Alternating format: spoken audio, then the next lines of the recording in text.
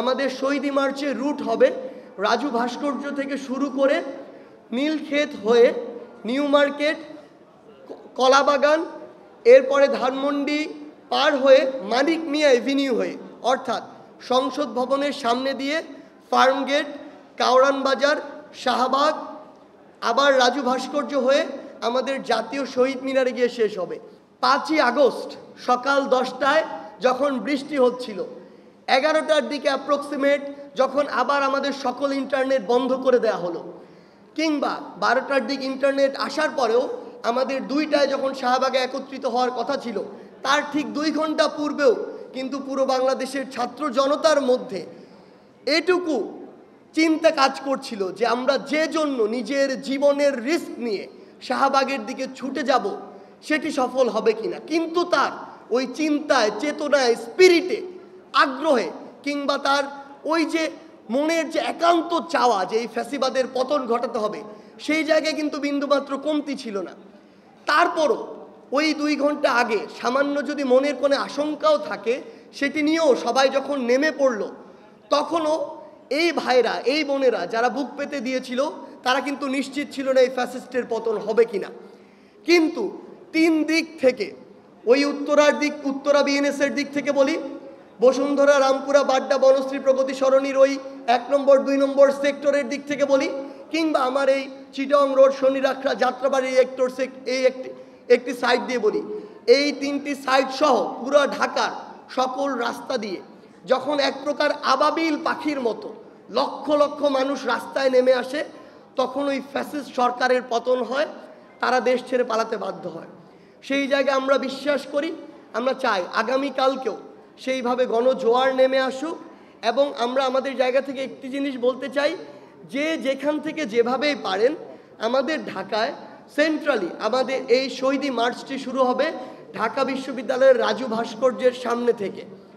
আমরা চাই এই পয়েন্টগুলো থেকে, ঢাকার প্রত্যেকটি পয়েন্ট থেকে আপনারা চাইলে ব্যক্তিগত উদ্যোগে আসতে পারেন, আপনারা চাইলে ওই পয়েন্টগুলো থেকে একত্রিত হয়ে আবার আপনাদের ব্যক্তিগত কোনো উদ্যোগে নির্দিষ্ট কিছু যানবাহনের মাধ্যমে আসতে পারেন। এটি আপনারা নির্ধারণ করবেন।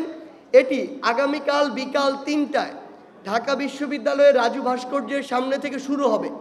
আমি রুটটি বলছি, আমাদের শহীদ মার্চের রুট হবে রাজু ভাস্কর্য থেকে শুরু করে নীলক্ষেত হয়ে নিউ মার্কেট, কলাবাগান, এরপরে ধানমন্ডি পার হয়ে মানিক মিয়া এভিনিউ হয়ে, অর্থাৎ সংসদ ভবনের সামনে দিয়ে ফার্মগেট, কাউরান বাজার, শাহবাগ, আবার রাজু ভাস্কর্য হয়ে আমাদের জাতীয় শহীদ মিনারে গিয়ে শেষ হবে।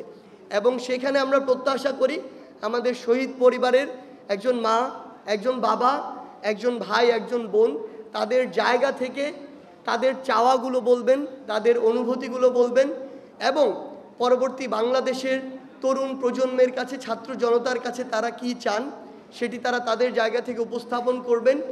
কেমন একটি বাংলাদেশ তাদের প্রত্যাশা, আমরা কিভাবে তাদের পাশে তাদের সন্তান হয়ে, ভাই বোন হয়ে থাকতে পারি আগামীর প্রত্যেকটি দিন, সেই জিনিসগুলো তারা তাদের জায়গা থেকে উপস্থাপন করবেন। এবং আমরা আপনাদের কাছে অনুরোধ করি, বিনীত অনুরোধ করি, বাংলাদেশের যারা মিডিয়া কর্মী ভাইরা রয়েছেন, আমরা বিশ্বাস করি আপনারা অধিকাংশই আপনারা আপনাদের যে জার্নালিজমের যে স্পিরিট সেটি আপনারা ধারণ করেন। আপনাদেরকে বাধ্য করা হয়েছিল, চেপে ধরা হয়েছিল, আপনাদের পাবলিশ করা নিউজটি মুছতে বাধ্য করা হয়েছিল। আমরা আমাদের আন্দোলনের সময় দেখেছি, সত্যি একটি হেডলাইন যখন গিয়েছে, কয়েক মিনিট পরে সেটি মুছে দেওয়া হয়েছে। কোন ফ্যাসিস্টের চাপে এগুলো করা হয়েছে এটা আমরা জানি, কিন্তু এখন আপনাদের এই বাধাগুলো নেই। আমরা চাই আপনারা হসপিটালগুলোতে যান, আমাদের যে ভাই বোনগুলো এখনও কাতরাচ্ছে, এই ডকুমেন্টেশনগুলো আপনারা করুন। এগুলো ইতিহাসের সবচেয়ে বড় অংশ হয়ে থাকবে। 71-এ এই আধুনিকায়ন ছিল না, এই মিডিয়া ছিল না, আমার এই প্রচার মাধ্যম ছিল না, এখন আছে।